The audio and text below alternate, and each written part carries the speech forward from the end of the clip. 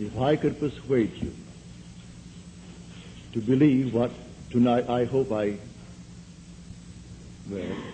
will try to, your entire world would change. You hear the word God, the word Jehovah, the word Lord, the word Jesus, the word Christ, and you think of something other than yourself, one that is greater, one that you would worship. Tonight it is my purpose to show you that God and the I of man are one. When you say I am, that is the God of Scripture. Confined as you are, you think, how could it be? God created the universe and sustains it. And here I am, like a little worm, 10 years, and then I vanish. But now let us turn to Scripture. We turn now to the 16th chapter of Matthew.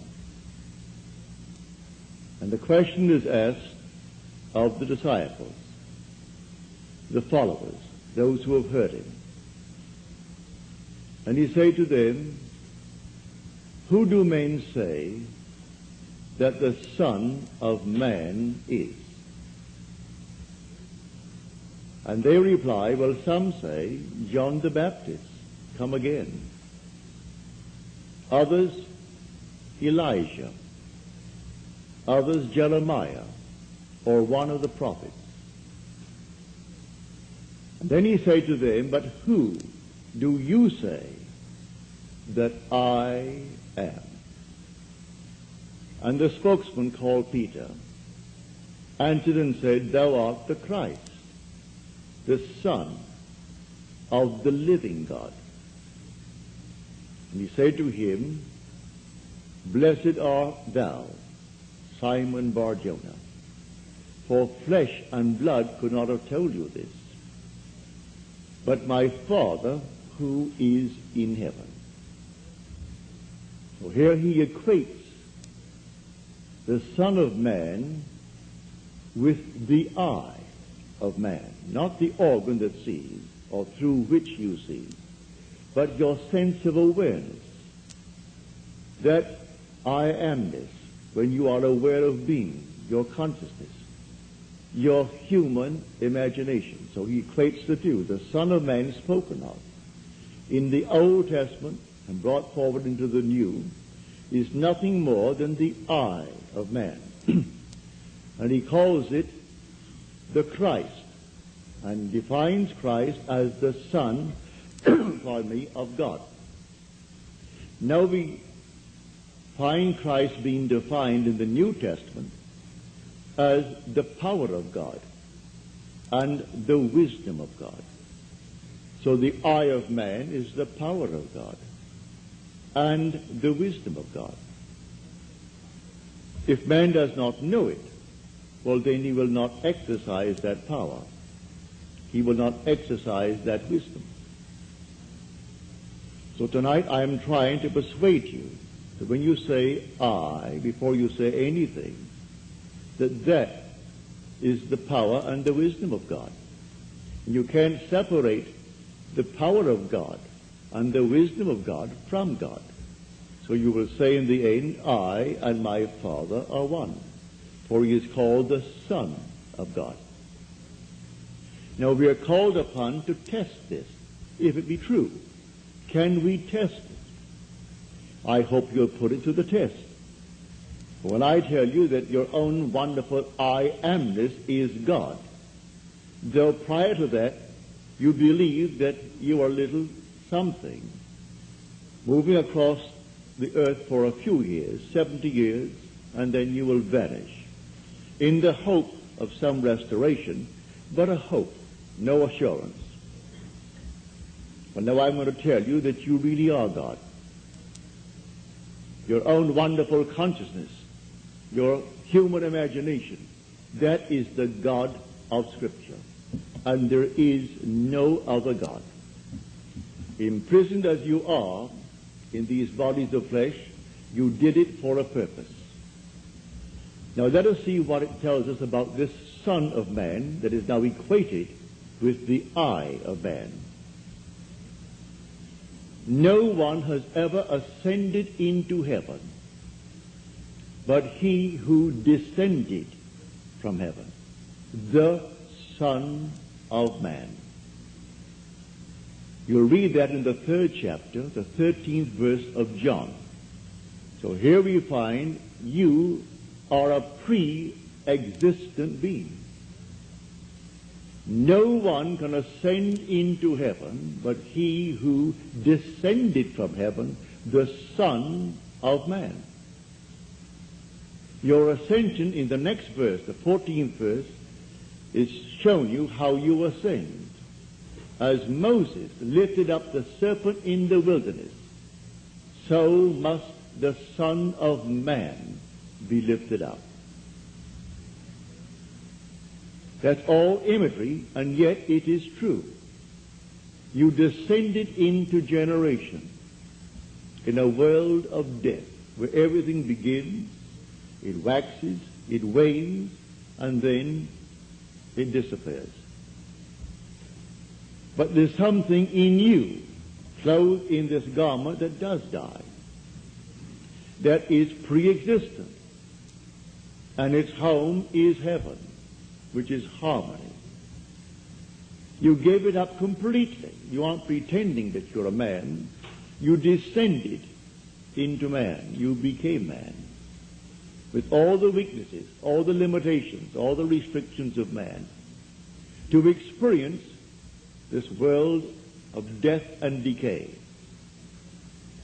There will come a moment in time that you will ascend from this restriction, taking with you the experience that is yours because of this restriction.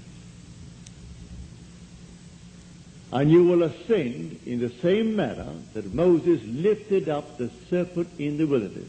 That was an adumbration. That was a foreshadowing. You will rise from the base of your spine, up your spine into your own skull, for heaven is within you. And you will rise like a fiery serpent, without any loss of identity. The form you wear, I hesitate to describe it. I will tell you that your face is human, your hands are human, your voice is human, but do not ask me to describe the body that you wear. It's infinite power, infinite wisdom, and yet it is a form. You are that fiery being that descended, not because of anything that was wrong when you descended. The fall is not because of any mistake on our part. It's a predetermined plan to come down into the world of death and decay and overcome it. If coming down, wearing these garments, we knew who we were, pretending that we were men, we could not accomplish it. Any more than an actor on the stage, pretending that he is Hamlet, can actually play that part. He has to actually assume it, but even then it is still with a little something in his mind. He knows he is the great actor who tonight will go home to his lovely home, and he'll take off the garment and hang it up once more, and tomorrow he'll replay the play. You don't do that in this play of God. You don't take off the garment.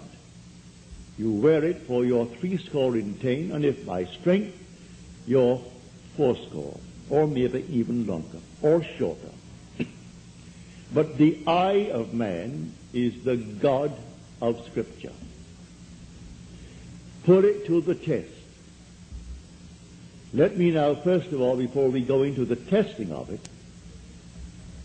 make clear what I said on the last lecture night, Friday night, prompted by a question that was asked here. For I had said in the previous lecture that there are ranks in heaven as they are on earth, for this is only a copy. Everything here is a shadow. It's a copy of the eternal realities. And in the 12th chapter of 1 Corinthians, Paul describes the 10, or the 8 ranks. He does it many times, but he never changes the first two. The first is always the apostles. The second, the prophets. The third, the teachers, and then he goes on. Miracle workers, healers, helpers, administrators, and the speakers in tongues. But he never changes the first and second, the apostle and the prophet. You might think, because I told you I am sent, and the word sent means an apostle, that I am appropriating unto myself a certain first rank. But now, to put your heart at peace, I'm going to quote the 11th chapter of Romans. As of old, for there are always a remnant of old, and the remnant simply means the elect of God. You're not elected because you're born by accident into some ethnic group. Has nothing to do with that. A descendant of Abraham after the flesh is not necessarily the elect of God. You are chosen from any race, any nation, any religion. Well, how the choice is made, no one knows. It remains the Father's secret. But Paul qualifies it in this manner. There is a remnant to this day, called by grace. And if by grace, then it is not on the basis of works. Otherwise, grace would no longer be grace. Therefore, no one who is called and sent can brag. If he brags, he is not the sent. Because it's all by grace. He didn't earn it. It's not by merit. It is simply a secret known only to the Father.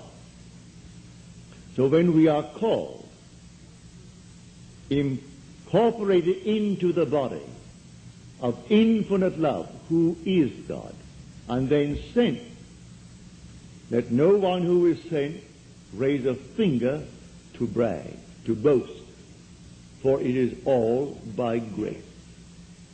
Read it in the 11th chapter, the 5th and 6th verses of Paul's letter to the Romans.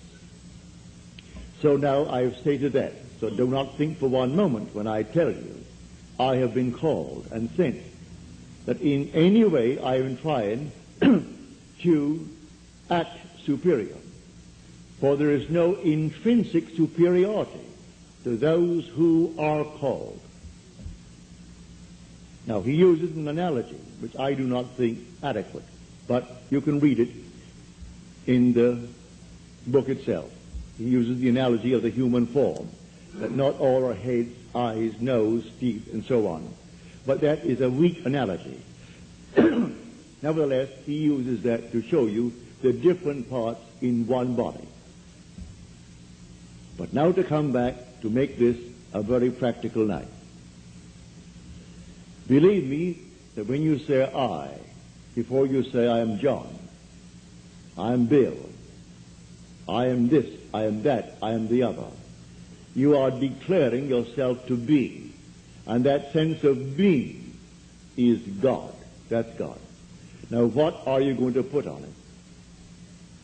All things are possible to God. All things. You could say now, as you're seated here, after first affirming that I am, you could then assume that I am, and you name exactly what you want to be. If you believe what I tell you about your own I amness,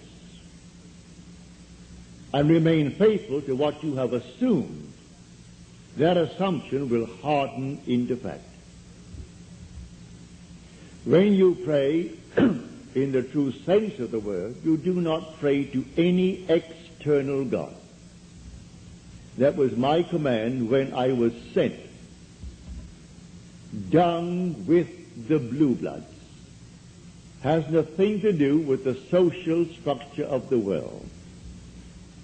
It has only to do with church protocol, all external worship, all ceremonies, everything that leads the individual outside of himself.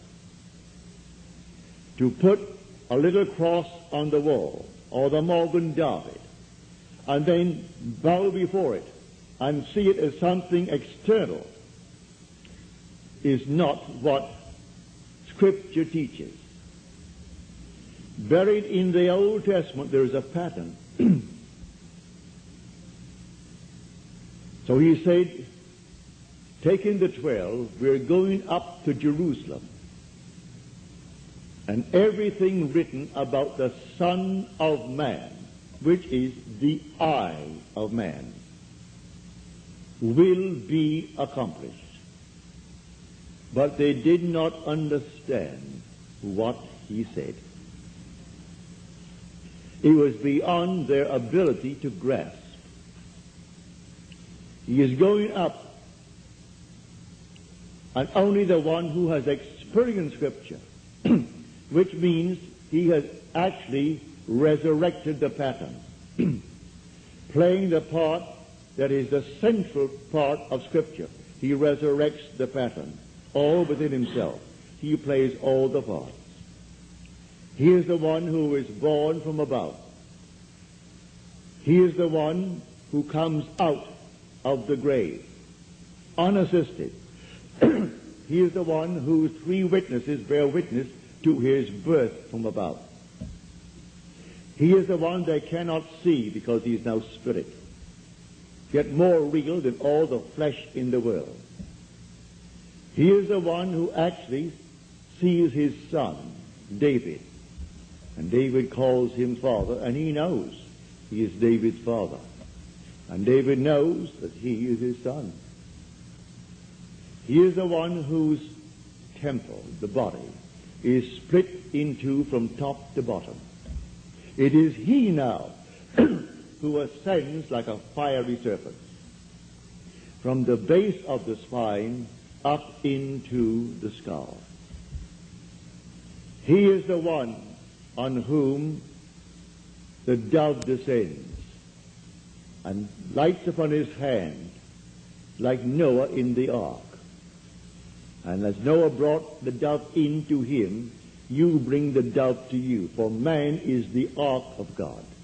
And as the ark contains all things within itself, pardon me, man contains within himself all things.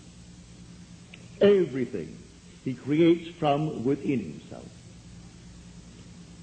And this pattern, the individual awakens within himself. And who does it? The I of man. And that is God. Now tonight you can test it, as you are called upon to test it. Test yourselves and see. Do you not realize that Jesus Christ is in you? Unless, of course, you fail to meet the test. Examine yourselves to see whether you are holding to the faith. What faith? To have someone tell me that I am a Christian, or I'm a Jew, or a Mohammedan, and holding to that faith that they talk about? No. The faith that I'm talking about tonight, that your own wonderful I amness is God. Test it to see if you're holding to that faith. If you're holding to that faith, and all things are possible to God, you should be able to prove it in the testing. She's not here tonight. She promised she would write me a letter, having told me the story on Friday. But I know she finds it difficult to express herself in writing. She can paint and paint and paint and do all kinds of lovely things in painting and drawing. And when I say to her, please write it that I may tell it to my audience before I close, but I have no future plans after I close on the 29th. So I would like to share your experience with them to encourage everyone in this world to do what you did. Well, the letter didn't come. I can see her struggling over one page and rubbing out a line because she didn't spell the word correctly and going over the next one. But she can take a piece of canvas and a piece of paper and do miracles with it. But because she's restricted in writing a letter, she didn't send the letter. But the essence is this. She is now a divorced girl with a little boy. Handsome little fellow. Well, when you're living alone and you need money and you have a child to support and you have a home, all the things, and the money isn't coming in, then you're up against it. So she said, I blew my top, as you're told in the Psalms to do. Pardon me. She said, then I applied this principle, and I assumed that I had exactly what I need plus and plus. Then I got a call from First National City Bank of New York City. Now that is the second largest bank in our country. Bank of America comes first, they're second, and Chase Manhattan is third. Given me an order. She has no agent.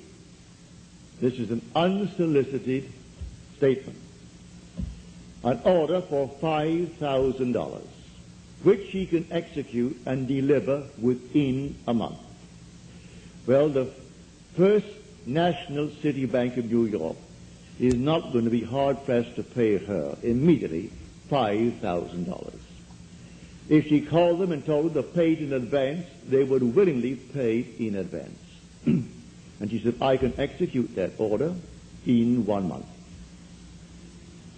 But I want the details. I had hoped she would send me, as she promised last Friday, but knowing her restriction concerning the use of words. She can use the brush and use the pen and use the pencil, but she's limited in the use of words. Eventually, she will send it, but I had hoped to have it by tonight. So I could give you exactly what she did. But this is what I do. Having convinced myself through experience, I have come to the conclusion that because I am aware that I am, that is God. For if by him all things are made, and without him is not anything made that is made, and I start from scratch, only imagining a state, and then I boldly assume that it is real, that I am actually experiencing that state now. And then in the not distant future, that state crystallizes in my world.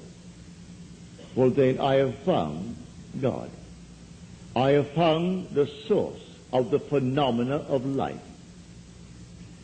My only concern then is to share it with others and tell them, for they're all one. We are one.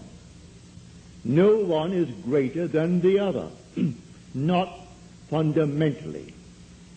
In his claims of what he is in the world of Caesar, he has more money, or he has so-and-so and so-and-so, but basically the same creative power in the man tonight behind bars serving life is the same creative power of the one who sentenced him to life. Is the same being. There is only one God. Hear, O Israel, the Lord, our God, the Lord is one. And the word translated, the Lord, is Yod He Vav He. Properly translated is I am. When you go unto the people of Israel, and they ask you, what is his name? And you claim that the God of Abraham and the God of Jacob and the God of Isaac sent you. You say unto them, I am has sent me.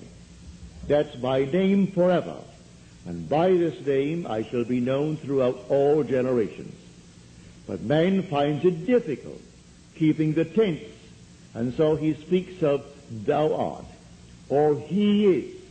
And he never actually comes down to the fundamental and knows that I am. I am the cause of the phenomena of my life, good, bad, or indifferent. I have to live with it and change my assumptions if I would change the world in which I live. But now, can I help a seeming other? I say you are myself pushed out. Can I help another? Yes, because there's only one.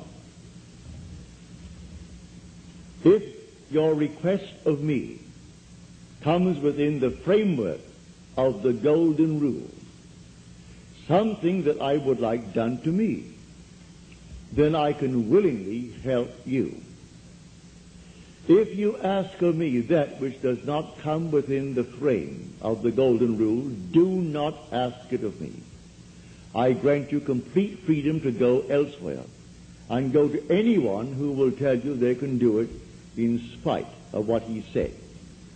Go ahead. But if anyone asks of me any request, all that I do is this. It's so simple. We are told in Scripture, whatever we ask of him, knowing that he hears it, it shall be done for us. If we know he hears it. Well, can you imagine you seated here on the surface of your being, a rational being, knowing something that the depth of your own being that encompasses you doesn't know? So you know, and you think, well, he doesn't know. Well, read that in the story of Ezekiel. You'll read it in the 38th chapter. And these are the elders of Israel that went into the dark room. And they are carving on the walls all gruesome things. And they said within themselves, the Lord does not see us. And the Lord is speaking to his prophet Ezekiel. And he said, the elders of Israel say that I do not see them. And watch what they're doing, making all these abominable things within the great cavern. They will all reap them. Because I see everything that the elders of Israel see. But they think because it's dark and it's a cavern, no one knows what he is doing. That God doesn't know it. I have said time and again, there is no fiction in this world. You might have heard the story, and you read the story, concerning the seajacking of the Queen Elizabeth. You might have read the article in Time that some girl at Hunter College wrote that story in detail. And she was so shy, when it came to the point to be read, she could not read it. She's a shy, sweet lady with a gift of writing. She wrote that in detail, including those who seemingly participated, a terminal case in cancer, and one who is running away from the law, who has not a thing to gain, and therefore is quite willing to blow the Queen Elizabeth with 2,200 souls aboard. And everything is completely in detail in her fictional story. If imagining creates reality, there is no fiction. So, someone expressed her thought. and called the captain while at sea and demanded $1 million and would settle for $350,000. Well, it must have cost them, I should say, more than $1 million to stop that huge hulk in mid-Atlantic and then feed 2,200 people 4 times a day for the extra meals that they would have coming to them. Plus all the things that you put it all together, it would cost more than $1 million. And a little girl, possibly writing this for her PhD, or writing it for some reason, and she writes it in detail. They gave her name so you can contact her. They gave the school is Hunter College in New York City, and everything in detail, pardon me, is told in that story. So I tell you, you sit down and write fiction. Need not put it down. My friend wrote fiction. She had a large sum of money coming in, and she went to town within herself, and she wrote in herself and blew her top, as it were.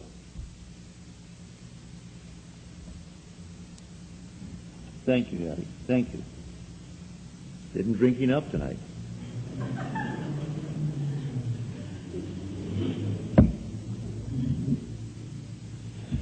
So she, in the depth of her own being, conjured the sum of money that she needed. Beyond, always go beyond. So we are told in the psalm, be angry, but sin not. Commune with your own heart upon your bed and be silent. Yes, blow your top, but do not let the sun go down upon your anger. Be silent as you commune with self. You don't commune with another, for the self of man is God. So be angry, but sin not. Commune with your own heart upon your bed.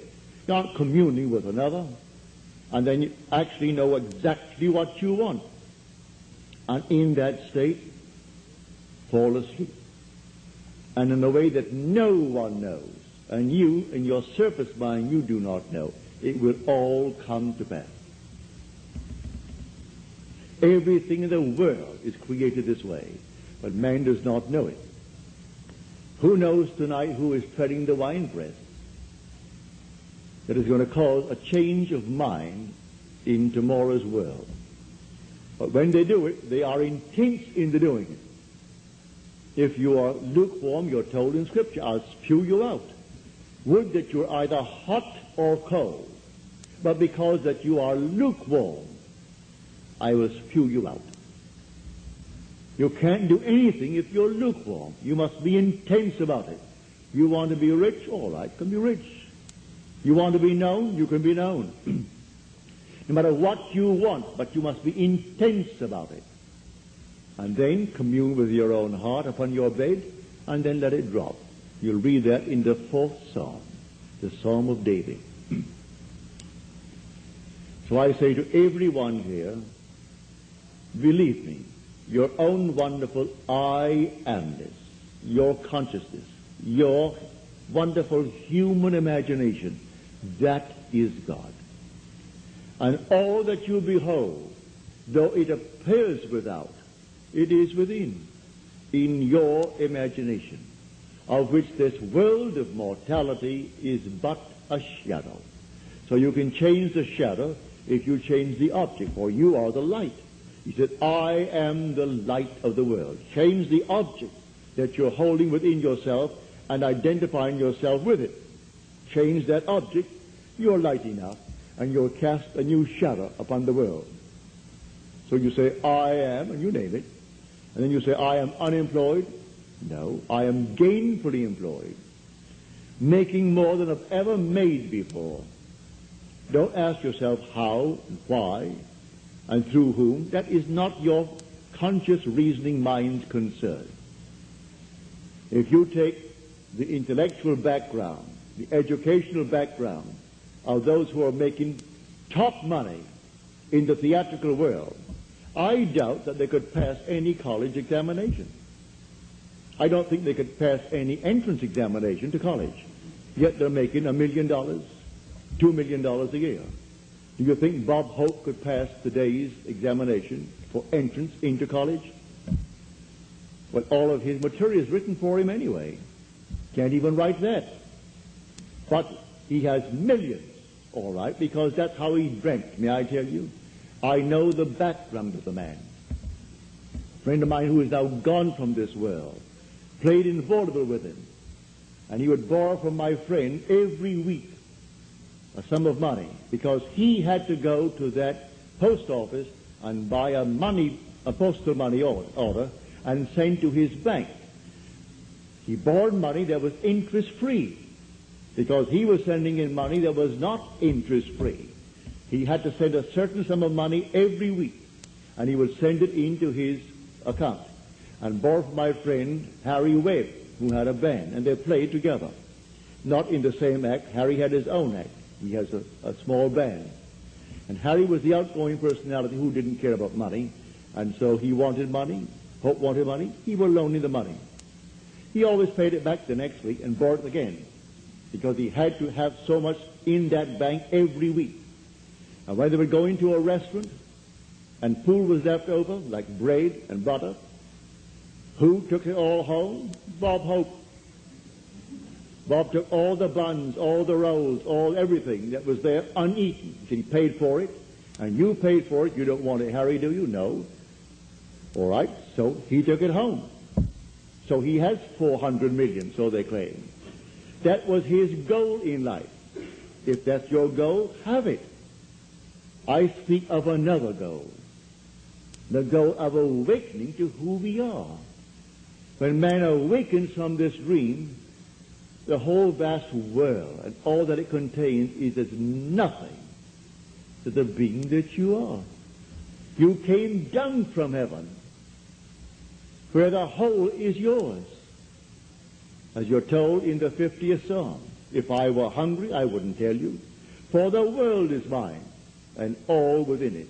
The cattle on 1,000 hills are mine. So why should I tell anyone of my need when it's all mine anyway? I would slay and eat. When you awaken, you don't ask anyone if you awaken from this dream of life. But while you're in it, all right, we're one. This little hand of mine, if it begins to itch here now, it's easier for me to take this hand that is not attached to this and scratch it than to try to bend this thing out of shape to scratch the back of it.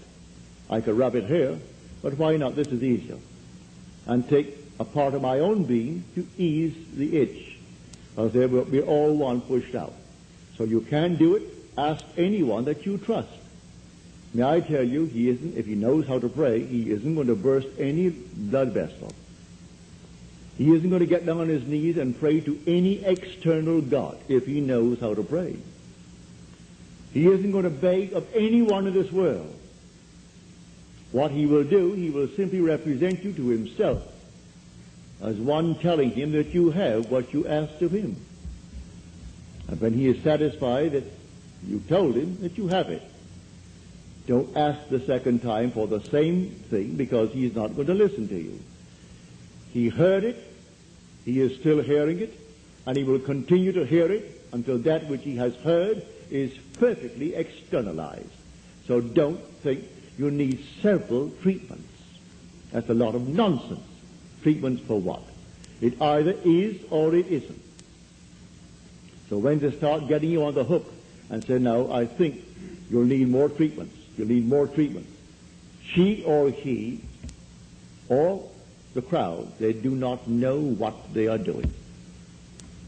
When you pray, go within and close the door of the senses. Deny all that seems so obvious. And your Father who is within will reward you openly.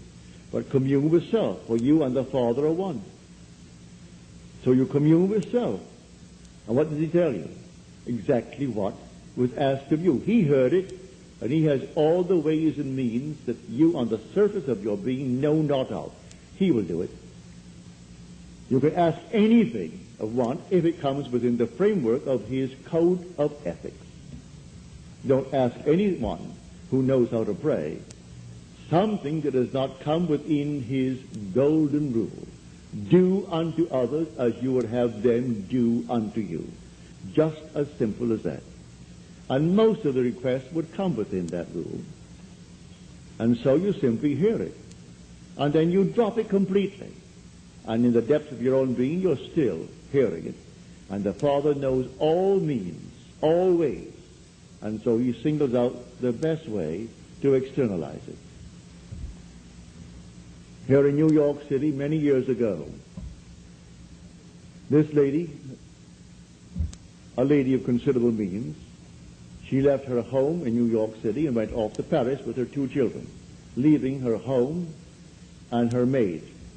Before she returned, the maid took all of her furniture and took it away.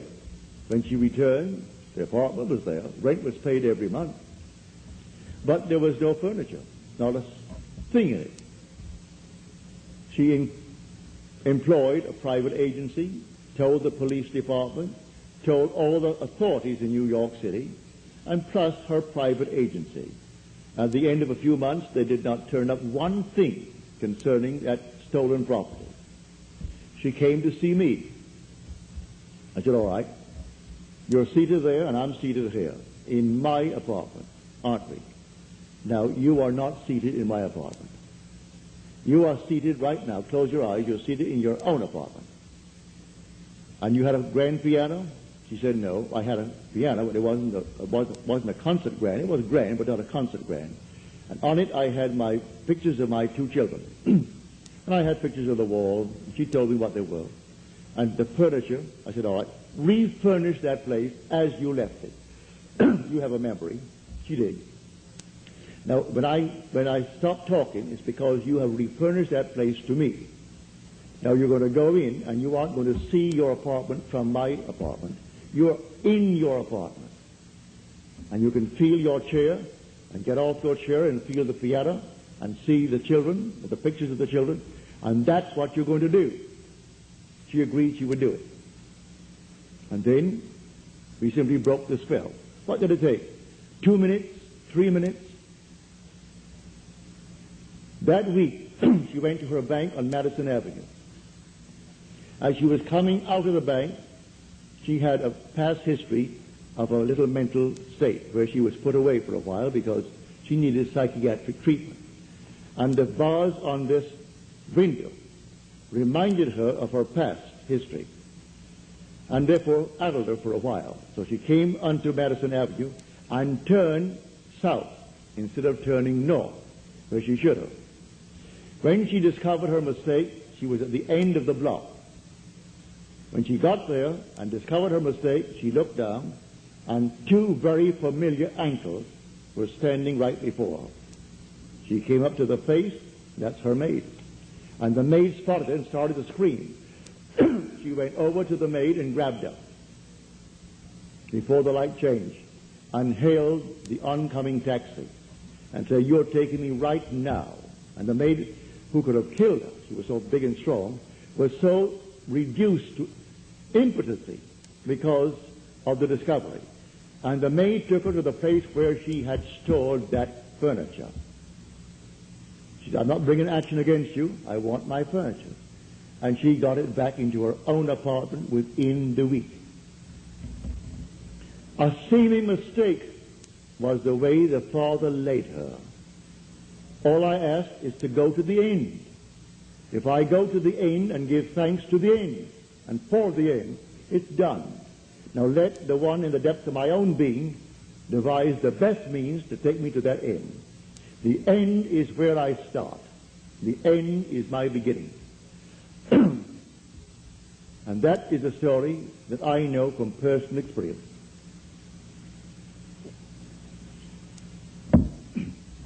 So do not attempt to devise the means and tell the one that you asked to pray for you how it should be done. He will lose all interest and turn his back and say, go elsewhere. You don't go into a doctor's office and tell him what he should do. If you go to him because you trust him, well then you either got to trust him and continue, or you're going to leave him. Well, if you go to someone that you really believe who knows how to pray, don't tell him how to do it and what means should be employed in order to do it. He is going to go to the end if he knows how to pray. The end is where we begin. In my end is my beginning. And we're always ahead of our evidence. So I go to the end. I see the whole thing done, and then drop it, and let it happen in my world. So to come back, the I within you now, when you say I, no matter how little you have thought yourself so far, may I tell you, you are the infinite God. And when the story of Jesus Christ repeats itself within you,